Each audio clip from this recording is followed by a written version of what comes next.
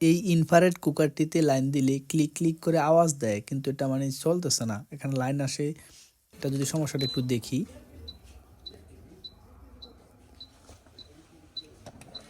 দেখুন এটাতে শুধু ক্লিক ক্লিক করে আওয়াজ দিচ্ছে। আরও একটু ক্লিয়ার করে যদি দেখি, দেখুন ডিসপ্লেতে একবার লাইন আসে, তারপর ক্লিক ক্লিক করে আওয়াজ দেয়। তো এই সমস্যা হলে কীভাবে রিপেয়ার করবেন সব কিছু শেয়ার করবো আজকের এই ভিডিওতে। আর আপনারা যারা এই ধরনের কাজগুলো শিখতে চান, যত আইটেমের মোটর আছে, 3 ফেজ মাড পাম্প, সাবমার্সিবল থেকে শুরু করে ইজিবেকের মোটর, চার্জার, কন্ট্রোলার, ব্যাটারি অথবা ডিজিটাল স্কেল থেকে শুরু করে কিচেনে ব্যবহৃত ব্লেন্ডার বা কুকার, ওভেন জাতীয় যতগুলো আইটেম আছে, এর পাশাপাশি যে এসি, ফ্রিজ এবং ওয়াশিং মেশিনের আইটেমগুলো আছে, বা যারা আইপিএসের কাজগুলো শিখতে চান, এগুলো সহ বিভিন্ন আইটেমের সার্কিট রিপেয়ার কোর্স অথবা এই যে পাওয়ার টুলস রিপেয়ার কোর্স চাইলে সরাসরি আমাদের কাছে এসেও করতে পারেন, অথবা আমাদের ভিডিওগুলো দেখে দেখে আইডিয়াও নিতে পারেন। তো সর্বপ্রথম আমরা এটা খুলে নেব।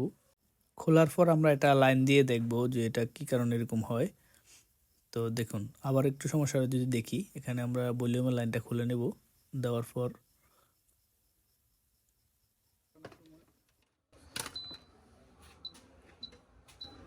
কাজ করতেছে না। এই সমস্যাটা ওই ফ্যানের কারণে। ফ্যান যদি শর্ট হয়ে যায় এরকম, আমরা যদি ফ্যানের লাইনটা খুলে দিই, দেখুন এখন ফ্যানের লাইন খুলে দিচ্ছি, এখন কিন্তু লাইন আসছে। এখন চুলাতে এখন হিট নিতেছি 1200।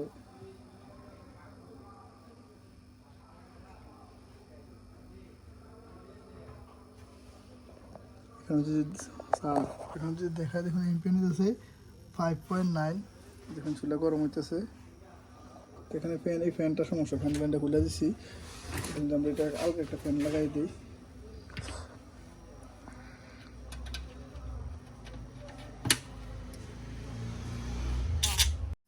এখন আমরা সোজাসুজি ফ্যানটা চেঞ্জ করে দিলে কিন্তু আমাদের কাজ শেষ মোটামুটি।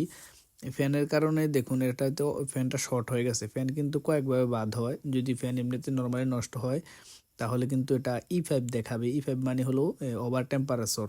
ওভার টেম্পারেচার আসলে মানে হিট হয়ে গেলে, কুলিং সিস্টেম কাজ না করলে তখন E5 আসে, কিন্তু এখানে E5 আসতেছে না। ডাইরেক্ট শর্ট হয়ে যাওয়ার কারণে এখানে সিস্টেম আইসি কিন্তু ডিস্টার্ব করতে, মানে সিগন্যাল দিচ্ছে। তো এখানে দেখুন একটা ফ্যান আমাদের কাছে আছে, এটা ভেঙে গেছে। তো ভাঙাটাকে আমরা মডিফাই করে লাগাবো। তার জন্য কিন্তু আমরা এটা কেটে দিব, মানে একটা অ্যালুমিনিয়ামের ফাত কেটে এটাতে আমরা একটা ফ্রেম বানিয়ে দিব, যাতে এটা আটকে থাকে আর কি। সোজা হিসাব এটা আপনি যেভাবে মনে চায় মডিফাই করে নেবেন, অথবা আপনি চাইলে নতুন একটা ফ্যানও লাগাতে পারেন। তো আমাদের কাছে এটা ছিল একটু ভাঙা। তো যাই হোক, এটা আমরা মডিফাই করে লাগিয়ে দিচ্ছি। দেওয়ার পর এটা যেভাবে লাগানো যায়, এটা নিজের টেকনিক, বা যেহেতু আপনি টেকনিশিয়ান, একটু বুদ্ধি খাটিয়ে টেকনিক খাটিয়ে লাগিয়ে দিবেন। এটার জন্য আহামরি কিছু করা লাগে না। তো এখানে দেখুন একটা লজিক্যাল জিনিস যদি দেখি, এখানে কিন্তু আমরা এটা ফ্যানটাকে বেঁধে দিয়েছি। তো বাঁধার পর যেহেতু মোটরটা চলবে, ফ্যান চলবে, এখানে ভাইব্রেশন হবে।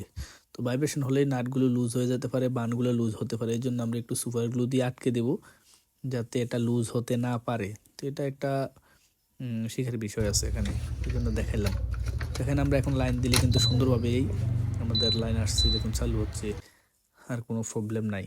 তো দেখুন ফ্যানের কারণে কিন্তু আমরা জানি যে যদি ফ্যান না চলে তাহলে কিন্তু E5 আসে, মানে অনেকক্ষণ চলার পর ওভার হিট হলে, আইসি ঠান্ডা না হলেই ওভার টেম্পারেচারের সিগন্যাল।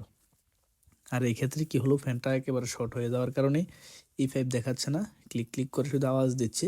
তো আসলে এই কাজগুলো ইলেকট্রনিক্সের নির্দিষ্ট কোনো রুল নাই যে এই সমস্যা হলে এইটাই কাজ করতে হবে। এটা আসলে প্র্যাকটিক্যাল, এবং খুলে যদি আপনি প্র্যাকটিক্যাল করে দেখেন, এই কাজগুলো এইভাবে করতে হয় আর কি। অনেক কিছু আগাম ওই বার্তা পাওয়া যায় যে এই সমস্যা। আবার অনেক ক্ষেত্রে দেখা যাচ্ছে এইটা প্র্যাকটিক্যাল করলেই বোঝা যায়। তো এখানে 9 এম্পিয়ার কারেন্ট নিতেছে, সর্বোচ্চ বাড়িয়ে দিয়েছি এখানে আমরা।